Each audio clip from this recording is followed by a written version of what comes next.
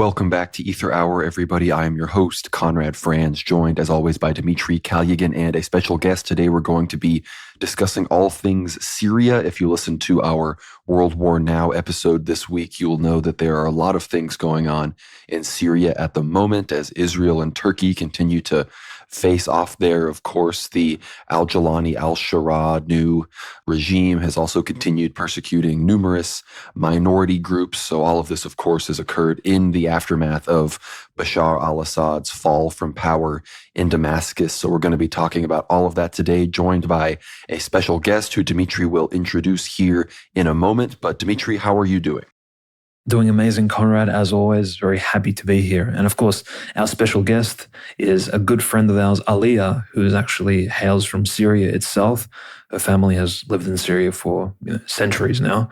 And she has recently actually traveled to post-revolutionary Syria, in fact, where we'll probably ask her definitely some insightful questions as to how exactly is it over there. And definitely we have a lot of queries about the history of Syria, some of the coups that have taken place, and what is, the outcome of the revolution itself, and perhaps what was the background of the Assad family. We'll get into all of those juicy details. So, Aaliyah, very happy to have you here. Maybe tell us a bit about yourself as much as you'd like, something maybe about your family, and, just tell us as many details as you'd like, basically. Hi, thank you guys for having me. Thank you, Dmitry and Conrad. So I am Syrian through and through. Both my parents are Syrian. We're from the city of Aleppo, also known as Halab in Arabic. I'm basically just completely Levantine and northern Mesopotamian. My parents left Syria a little over 30 years ago, and I've been living in the diaspora since, but my parents were the only people to leave Syria out of our very large family. So most of my family still lives in Syria. And as you said, I did just come back from an extensive visit.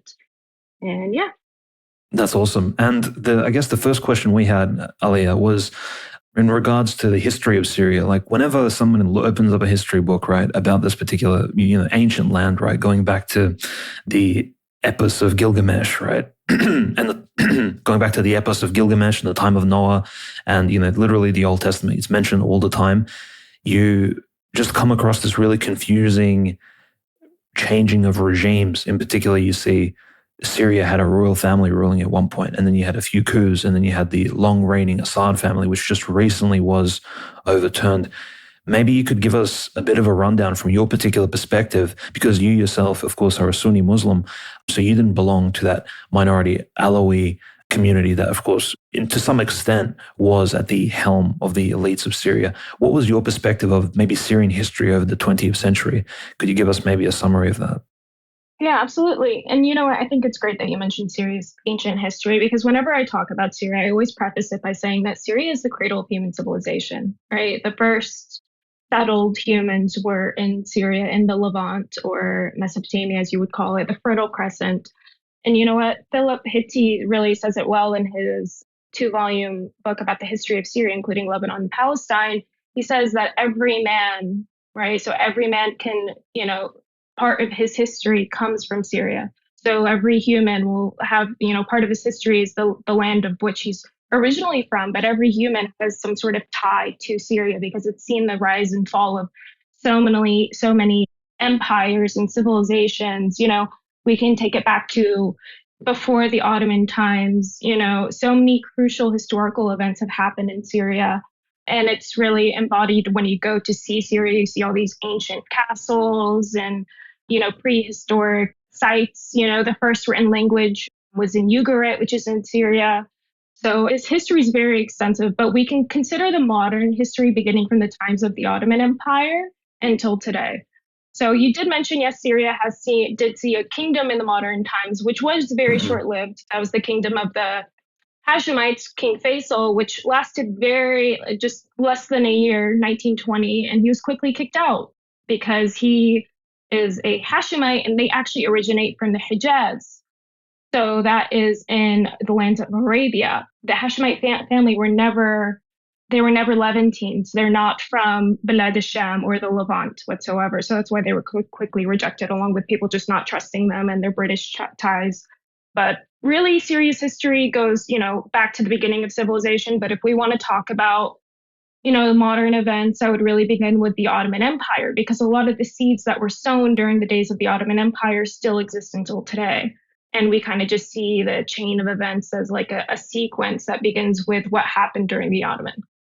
So the Ottoman was known, especially during the latter years, they were known for, in order to kind of maintain their hegemony over the region, in the later years, they were known for really creating sectarianism. They kept a lot of the communities in the Levant isolated from one another, and they would kind of weaponize them against one another. You can read about this a little bit in Gertrude Bell's book, The Desert and the Sown. She was what we would call one of those travelers. She was a British traveler. She worked with the Hashemites very closely, ended up being very close aide to King Faisal when he ruled over Iraq. But she talks about how, like, wherever you would go, you'd just see Ottoman soldiers, and they would be very abusive, and they would really work on maintaining the isolation of various communities. The Alawites were confined to their mountains, the Druze, and so on. There was never really any mixing between the communities. And of course, this is before industrialization as well.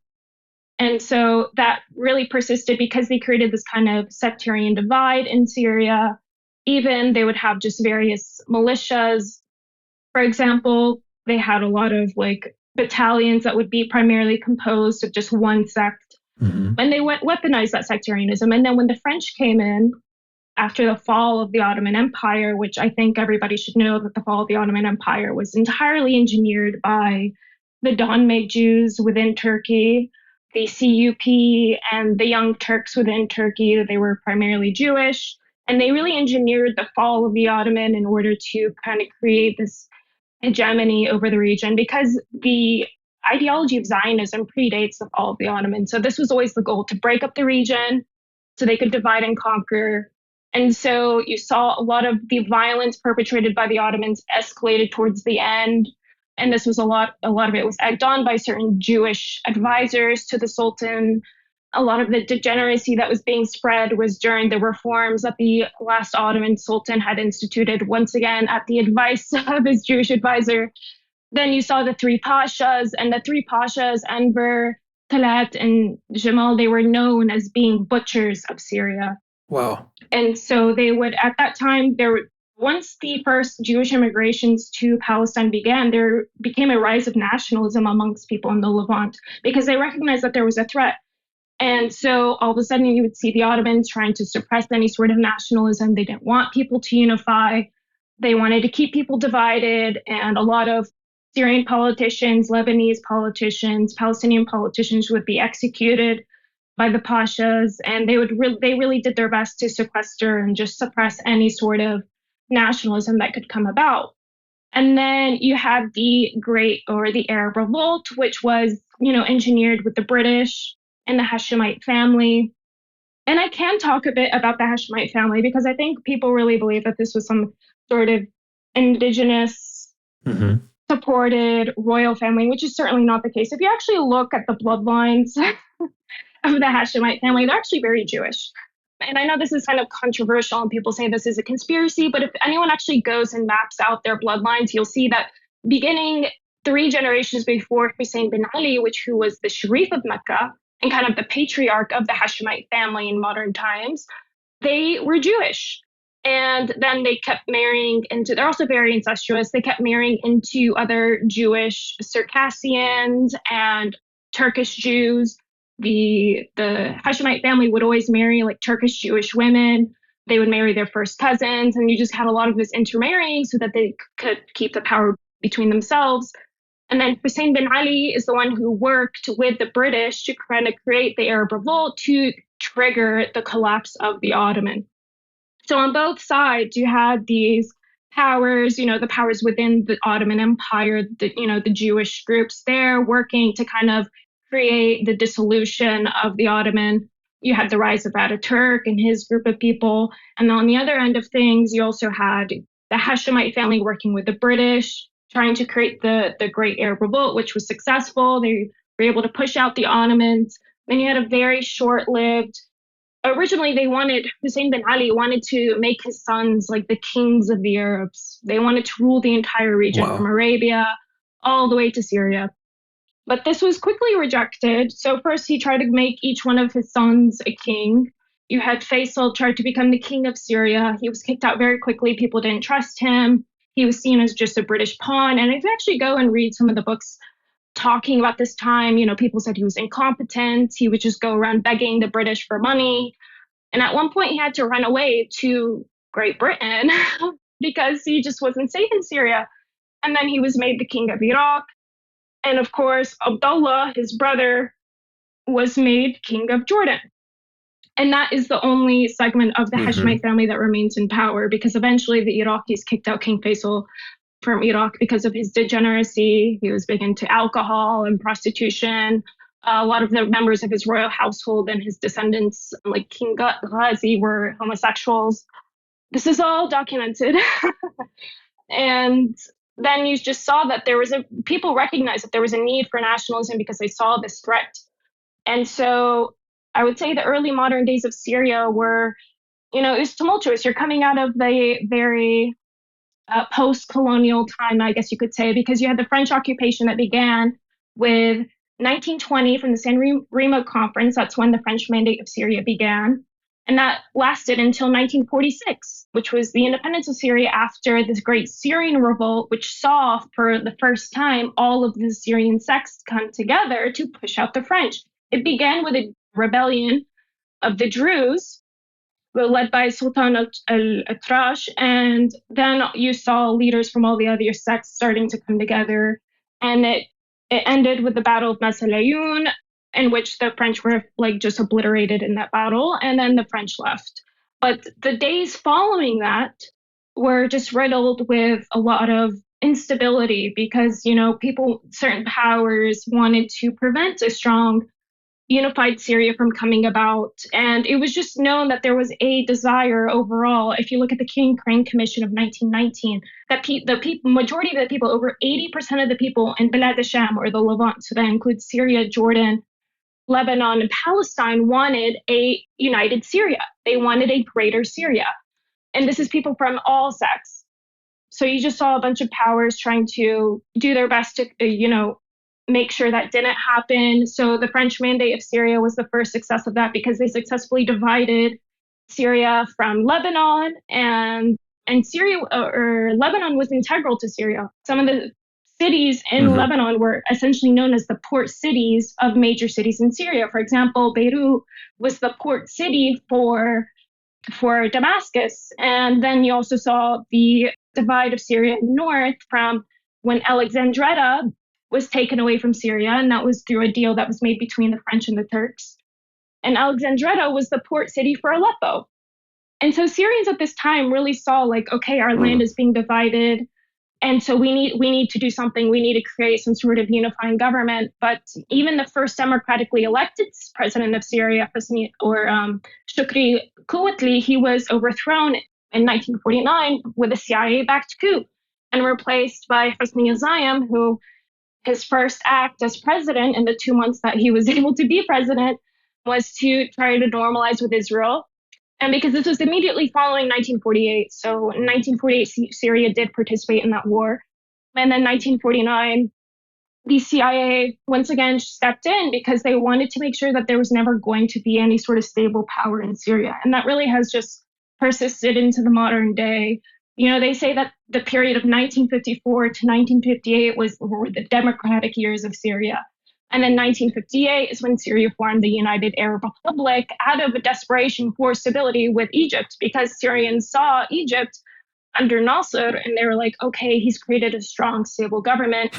We want that. So they, out of desperation, in order to kind of save the country, because they saw it was just being fractured and coup after coup, and they just saw that all these external powers are really trying to make sure that no strong, independent Syria came about. So they joined with the United Arab Republic, but then that failed in 1961, so very short-lived, around 2.5 years. And then 1963 is when you saw the beginning of Baathism. There's a coup, and the Baathist Party took over. And all of those political parties that had formed after, or even during under French occupation, up until that point, all of those political parties from all, the entire political spectrum were all shut down. and Syria became a one-party state. That's a lot of fascinating history, and Syria has always been one of those countries that, Americans, people in the West obviously don't know, especially a lot of the history of the past 300 years, but it's some of the most fascinating and relevant to everything that's going on today. And I think we're going to get back to some 20th century history, some history of the Assad family. So don't worry. But in the interest of, whetting the appetite of the audience, who of course are also going to be inundated with our latest episode in some of the breaking news coming out of Syria recently, I'm going to popcorn around a little bit. So forgive me, Aaliyah, but I do have to ask, you just broke down some fascinating realities about the Ottoman Empire, their, of course, collaboration with many Jewish groups, the Hashemites as well. As far as the latest news, right now we see Israel and Turkey supposedly clashing, firing these warning shots at each other over Syrian airspace. We've heard rumors that, Israel and Turkey sort of struck a deal behind the scenes, potentially Qatar was involved as far as the latest, revolution that did overthrow Bashar al-Assad. So if you have any, connections with what you were just letting us know about the Ottoman Empire and what's going on right now with Erdogan as he pushes into Syria and, at least according to the Israelis on paper, seems to be becoming one of their biggest enemies in the regions. What is really going on as Syria, is sort of pitted between these two, evil powers as far as I consider them, to their north and their south? That's a great question. And I would actually say that there are more than two great powers that are seeking to have some sort of influence and power inside of Syria. It's not just Israel and Turkey, it's also the Gulf states. So with Turkey, people see Erdogan as like this leader who wants to bring about a form of neo-Ottomanism. When I was actually leaving Syria, on my way back, I stopped in Istanbul because I have some relatives there. And one of them was talking to me about, how they see the political climate in Turkey. And he described it as like, okay, basically half the country is like secular for Turkish nationalism. And they basically worship Ataturk as like, their father, like he's worshipped in the country. And he was, of course, he came from the Young Turks, and he was responsible for a lot of the anti-Arab, anti-Islam, just anti-everything that the region stood for at that time. And he brought about the modern state of Turkey. So half the population kind of worships this ideology of secularism. They're very atheist. And there's a lot of Jewish, like the Jewish seculars in Turkey, because Turkey does have a very large Jewish population, and Ataturk himself was Jewish. So they worship him. And then the other half of the population worship Erdogan because they believe he's going to create some sort of Islamic empire again, and he's going to bring back the times of the Ottoman. Like they really just romance the history of the Ottoman Empire. And of course, throughout the war, Turkey played a crucial role in the war and helping bring fighters from all over the world and bringing them through the border with Syria. And so, Erdogan, there's a story where before the war, Erdogan actually met with Bashar al-Assad, and they had dinner at this restaurant that overlooks the citadel in Aleppo. And Erdogan basically made an underhanded threat because at that time they were trying to, normalize a bit and make peace. There was visas were like the requirement for visas was lifted. There was free trade between Syria and Turkey. And this boosted the Syrian economy a lot, but it also allowed for the infiltration of Turkish influence, which before then had been prevented a great bit. And of course, after Alexandria was taken from Syria, which under both Assads, they never recognized that. Like the Syrian map, which still show Alexandria as a part of Syria. And I'm not sure if your listeners will know, but the Turks actually did a huge demographic change in Alexandria in order to steal that land. So It was majority Syrian, the population originally. They identify Syrian until today, and they were Arabs. They speak Arabic. A lot of them are actually Alawis, so from the same sect as the Assads. And then when the French did the deal with Turkey to give them Alexandria, the Turks then started importing a lot of Turks into Alexandria. So then when they did a census and a vote and a referendum, then it would look like the people were in favor of Turkey and that they were Turks and all that, but that's not true. And it's just widely known that the Turks had basically committed fraud in that entire ordeal to steal the land because it was a crucial port city with a lot of ancient history. And so now, it's just been known that Turkey has always had its eyes on not just Aleppo, they also want Mosul, but the northern part of Syria, they thirst for it, they desire it. When I was in Aleppo, they were talking, everyone's like, oh yes, we all know Turkey wants us. Turkey has its eyes on the citadel. It wants to plant a Turkish flag there. And then from the south, you have the Israelis who want to create their greater Israel from the Nile to the Euphrates. But then you also have the Gulf states who, basically funded the majority of this war.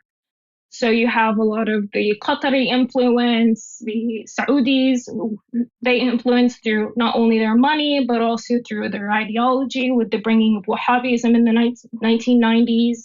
So you have a bunch of powers that are really vying, because everyone knows that Syria is the heart of the region. If you actually look on a map, it is the center of the region, and Syria has been known as the pearl of the region. To be Syrian before the war was like to wear a crown on your head. Even amongst other Levantines, to be Syrian meant something significant because it was just the cradle of civilization. And it was the heart of the Umayyad Empire. So much of our history culminated in Syria because of the two oldest cities continuously inhabited in the entire world being in Syria, those being Damascus and Aleppo.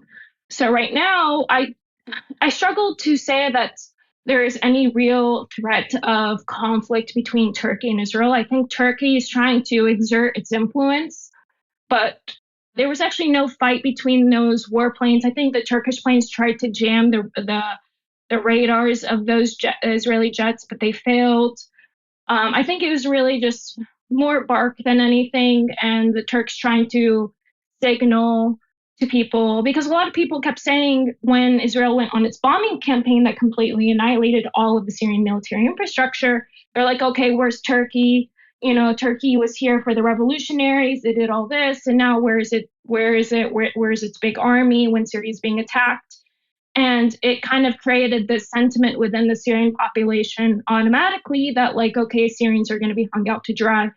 So I think this was kind of just Turkey trying to create a headline to say that they're still involved. But at the end of the day, I don't think we'll actually see anything come of it. I don't see Turkey actually standing up to Israel. We know that behind the scenes that they work together.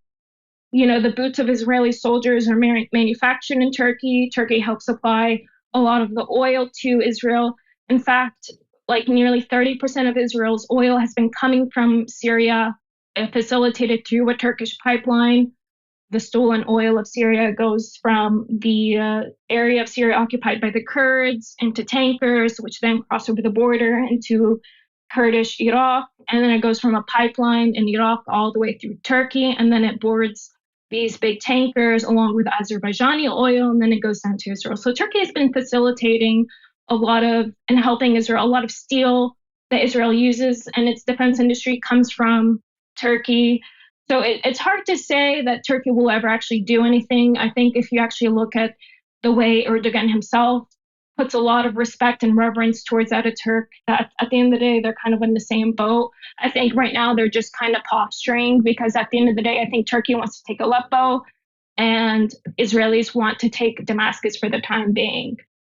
That's incredible, Aaliyah. And for all those listeners who are trying to sort of picture on a map how all of this looks like, just as Aaliyah described very accurately, essentially, if you look at a map of Syria, you do notice that Lebanon coincidentally cuts Syria off from that very important strip of land just along the Mediterranean Sea, almost as if, artificially drawn, as if it's not even supposed to really be there. In fact, this region, which is already multi-ethnic, frankly, and there's already all these minorities living there, should have been united in the first place, logically speaking. Very similar to, in some ways, Ethiopia, Djibouti, and Eritrea. If we've discussed, of course, the Eastern Horn of Africa quite a bit, but especially if you see Damascus and Beirut being aligned, Beirut being the port city for Damascus, and for the Antiochian Orthodox Christians, of course, the ancient city of Antioch, now Turkey renamed to Antakya, Alexandretta was that native port in the ancient world, which, of course, many Christians use, most likely the apostles as well, took boats from Antakya and traveled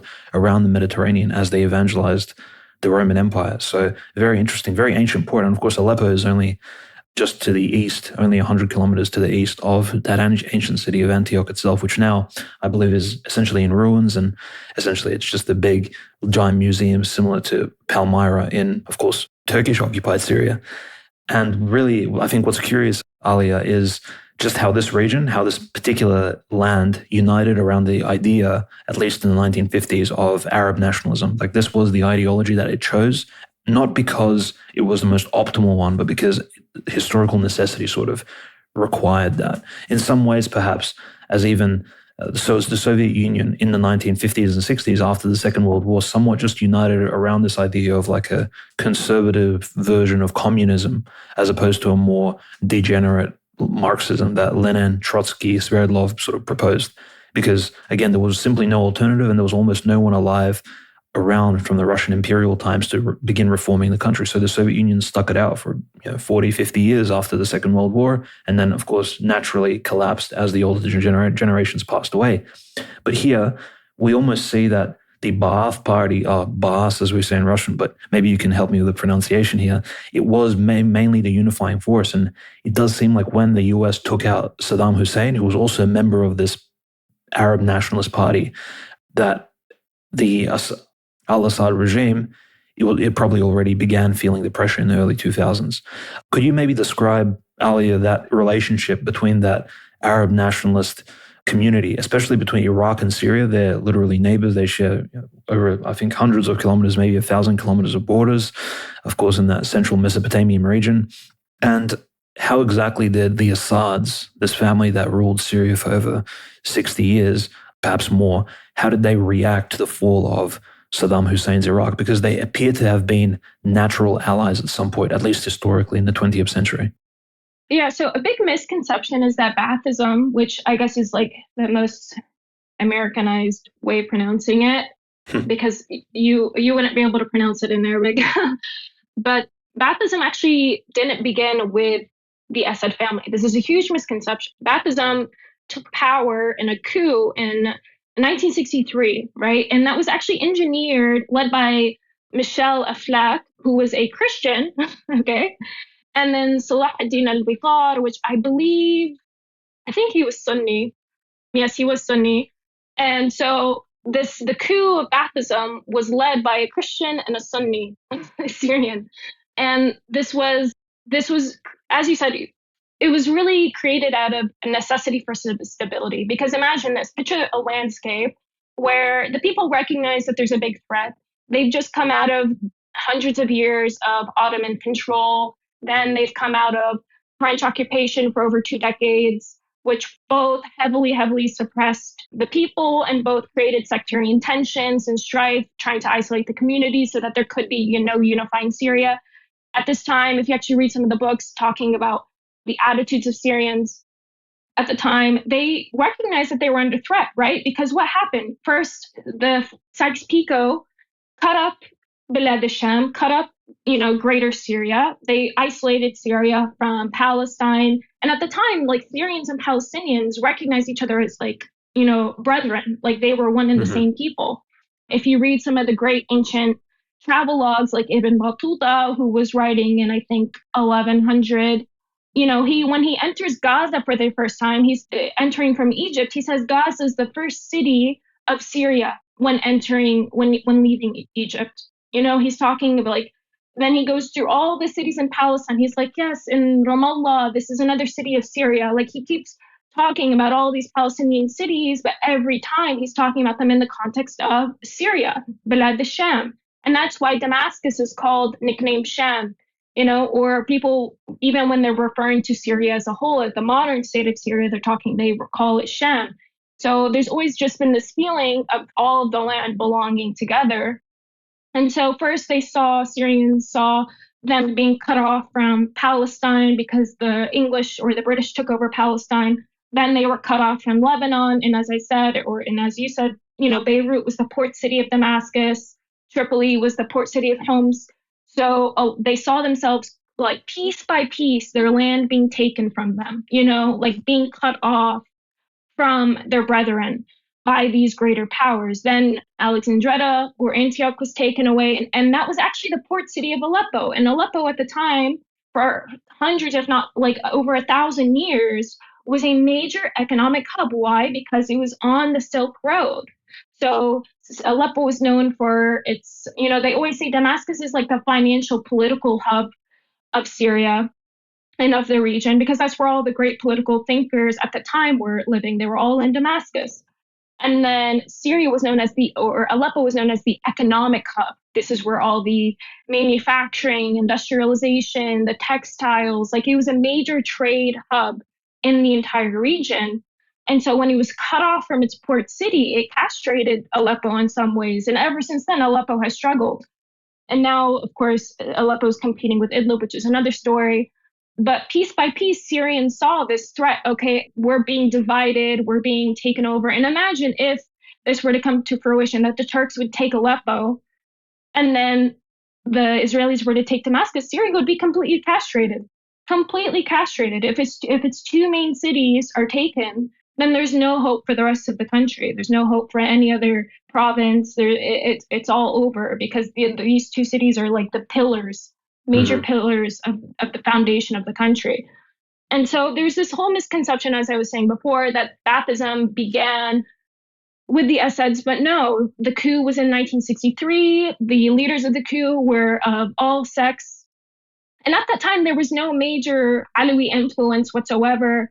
The Alawis only started, before all of this happened in the 1960s and 70s, Alawis were just known as being, this elusive group of people. They were very isolated in their mountain region. They were very poor. They were very illiterate. If you actually read, I believe Patrick Seeley wrote a couple books. He wrote a biography on Hafiz al-Assad, and he talks about his upbringing and how his family was very illiterate, very poor. They were very tribal. And the only way at that time for Alawis to kind of create any sort of upward mobility was by joining the French occupation forces. They created like an Alawi legion, basically. They recruited a bunch of Alawis to join a military brigade. And that was the only way they could get any sort of upward mobility. And Hafiz al-Assad was one of them. And so that's how he was kind of able to break out of the cycle of just continuous poverty and just being completely agrarian, secluded in their mountains, illiterate. Like if you actually look at the literacy rates of the Alawis, and just, like I said, I really recommend Patrick Seeley's book on it, because he was actually granted access to Hafiz al-Assad's personal archives and able to interview him and everything. And then after the book was published, Hafiz al-Assad actually banned it in Syria. So he didn't like the outcome of Patrick Seeley's work after granting this author all this access to write a book about him, and then he didn't like the results. So it's very interesting. But he talks about how Hafiz really had to go through the ranks and all the trouble his family went through to even get him to go to school.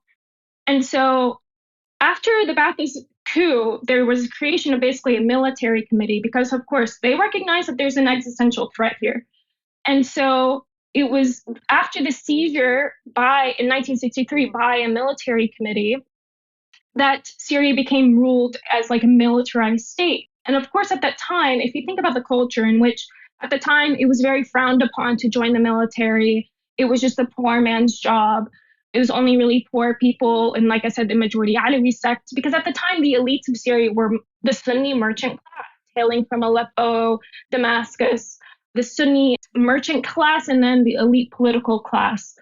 So Alawis really had no power. And then once, a military state took hold under Baathism out of necessity, again, right, because Syria was under threat of all these powers. There was coup after coup, and there were military coups. For example, when Kuwatli, who was a Sunni, the first democratically elected Sunni, was overthrown by Hosni al-Zayem, who was Kurdish, with the help of the CIA, and even, Miles Copeland and a lot of these other actors had a role in this. It was a sequence. There was, like, if you look at the history, the list of the Syrian presidents, there are presidents who were presidents for like 1 month or 12 days. It's very ridiculous. But so then, and it was always a military coup. But Baathism didn't begin with the Assad family, and it kind of happened just by coincidence, the way I see it.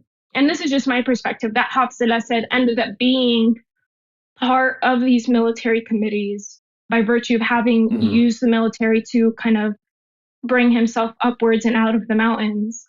And then there was a kind of unity between the Iraqi Ba'athist group And then the Syrian Baathists under Salah Jadid and Aflaq, there was a sense of unity there. But then it was when they actually at one point wanted to create a one pan-Arab Baath party, because pan-Arabism is a pillar of the Baathist ideology. But it was after Hafiz al-Assad took power that kind of broke up. The coup of Salah Jadid was taken out by Hafiz al-Assad in 1970. That's when they kind of created a divide between the Iraqi party and the Syrian party. And that kind of persisted after certain decisions that Hafiz al-Assad decided to make once he took power. But the breakup of, or the overthrow of Jadid, who was effectively the ruler of Syria for, he was part of the military committee and everything, but he was a big player at that time. And once the coup happened, it created a huge divide because the Iraqis wanted him, or they were aligned with him, and then Hafiz al-Assad took it in a different direction. Thank you so much for listening to the free preview of this incredible Aether Hour episode. Thank you, of course, to Aaliyah for coming on. If you get behind the paywall, you will hear the rest of our intense conversation about the history of Syria, the reality of the Syrian civil war, the history of the Assad dynasty, what really happened, at the fall of Bashar al-Assad just in the past few months, the religious sectarian situation on the ground, of course, how much Israel and world Jewry have infiltrated Syria, how much they are influencing the politics on the ground there, the reality of the Greater Israel Program, the history of HTS, Al-Qaeda, all of these Wahhabi groups, as well as the future of Kurdistan and how they may come into, a potential Balkanization of Syria as Israel continues to have its way. So we discuss all of that and more, Israel versus Turkey and Syria, all sorts of incredible topics. So please get behind the paywall, support us here at World War Now, and get access to the rest of this incredible episode. If you get behind the paywall, of course, at worldwarnow.co, just $7 a month or $75 a year if you want to save a little bit of money, you get access to, again, not just the rest of this episode, but at this point, hundreds and hundreds of hours of Aether Hour content, interviews with Father Peter Heers, Abbot Trifon, Father John Whiteford, Cameron McGregor, Jim Jatras, all sorts of incredible content, interviews with Patrick Lancaster, Russian frontline journalists. So please get behind that paywall, worldwarnow.co, support the show, get access to this episode. And yeah, thank you so much for listening. We will see you on the other side. God bless.